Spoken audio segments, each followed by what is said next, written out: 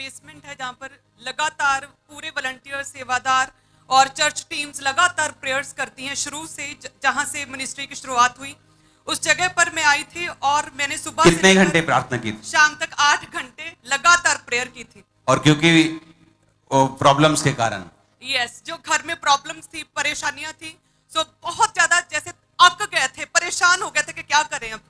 तो तब फिर डिसाइड किया, जैसे प्रभु के दास लगातार प्रीच करते हैं कि आपको प्रार्थना में जाना होगा, प्रभु के आगे रखनी अपनी प्रेयर्स को। तो फिर मैं बैठी और उठी नहीं जब तक पवित्र आत्मा नहीं मिला। सुबह से लेकर शाम तक 8 घंटे हो चुके थे प्रेयर करते करते करते करते, और थर्सडे मीटिंग का टाइम आ गया था, शाम के 6 बज गए और मुझे अब उठना ही था, लेकिन मैं फिर भी बैठी रही लगातार 8 घंटे। और फिर एकदम से मेरे आगे रोशनी आई, पूरी ऐसे जैसे आसमान खुल गया होता है, पूरी वाइट रोशनी, और उस रोशनी के आर पार मैं बिल्कुल देख नहीं पा रही थी कि उस रोशनी के आगे कोई दीवार है, या कोई खड़ा है, या कोई फ्लावर पड़ा है, या कुछ पड़ा है। सिर्फ वाइट रोशनी मेरी आंखों के आगे थी, वो कुछ सेकंड्स के लिए, 1 मिनट के लिए, और मैं पूरी बॉडी मेरी शिवर करने लगी, मैं जंप करने लगी उसी समय, और पूरी रोशनी मेरे अंदर, वो स्वर्ग से जो सीधी रोशनी आ रही थी मेरे अंदर समा गई। हालेलुया! ये एक हेवनली एक्सपीरियंस हुआ मेरे साथ, और सच में मैंने ये कभी सोचा नहीं था कि ऐसा कभी मेरे साथ होगा। जस्ट मैंने फॉलो किया प्रभु के दास के वर्ड्स। और ये एक, जैसे हर एक बंदा शुरू से संपूर्ण विश्वासी नहीं होता, ऐसा नहीं होता कि हम आसमान से चुन के यहां धरती पे आए हैं। मेरे स्ट्रगल रहे हैं 2004 में कि यार यीशु मसीह अकेला परमेश्वर कैसे हो सकता है। तो पास्टर से क्वेश्चन करने चले जाना कि ये अकेला परमेश्वर कैसे, वो भी तो परमेश्वर है, वो भी तो परमेश्वर। बहुत स्ट्रगल किया, लेकिन वचन में मैं खड़ा रहा, वचन से नहीं हटा, मिस्टेक्स नहीं की। इसको पवित्र आत्मा ने बुलाया भी प्रेशर से है, और पवित्र आत्मा मिला भी उसको अलग रीति से है। वो जब तुम्हारी फैमिली तुम्हें बोलती थी कि तुम्हें मसीह में जाना है, चर्च जाना है, और तुम बोलती थी मुझे नहीं जाना, और ईस्टर के दिन क्या हुआ? जाना, मुझे खिंच चढ़ती थी जैसे। और ये पहले की बात है, ये पहले की बात, प्रभु में आने से पहले।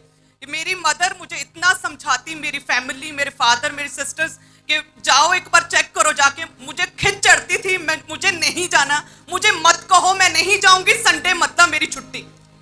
और फिर जब ईस्टर का दिन आया तो पूरी फैमिली तैयार हो रही थी, क्योंकि उन्होंने चर्च जाना था, और मेरे लिए छुट्टी थी, और मैं आराम से लेटी थी, अभी आराम से उठूंगी, आज छुट्टी है।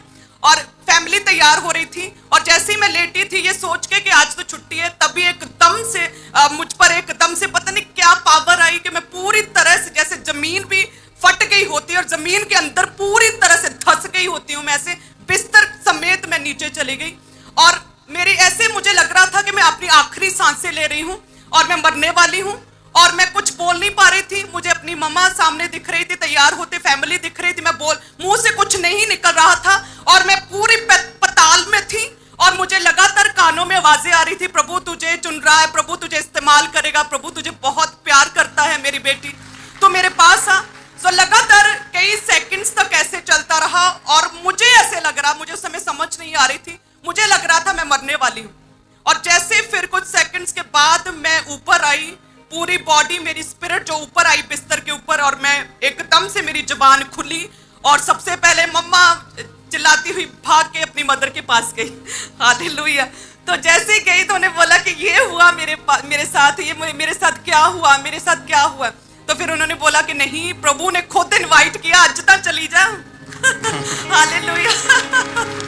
तो वो फर्स्ट डे, वो पहला दिन था, ईस्टर का पहला दिन था, जब परमेश्वर ने खुद इसकी गिच्ची मरोड़ के लेके गया। हालेलुया! सो वो फर्स्ट डे मैं ईस्टर पर प्रभु के घर आई, और उसके बाद मैंने पीछे मुड़ के कभी नहीं देखा। हालेलुया! कभी नहीं देखा। और उसके बाद पवित्र आत्मा मिला, लाइफ चेंज हुई। बाकी की स्टोरी आपके सामने है। थैंक यू, आप तैयार हैं आज भरने के लिए? Thank you Jesus. पवित्र आत्मा से अगर आपको भरना है, आपको उसकी प्यास रखनी पड़ेगी, आपको उसे बताना पड़ेगा कि पवित्र आत्मा मेरे लिए जिंदगी में सबसे कीमती तू है।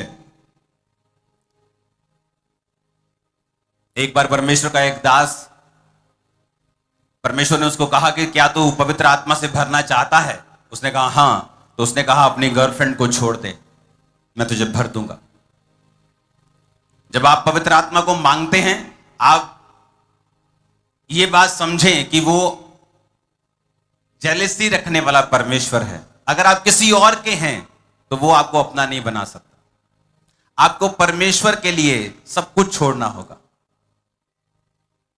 अगर आप नहीं छोड़ सकते, आप बहुत कुछ खो देंगे, क्योंकि परमेश्वर ने कहा अगर तू मुझे छोड़कर लोगों को पाना चाहेगा, एक दिन वही लोग तुझे निराश करेंगे।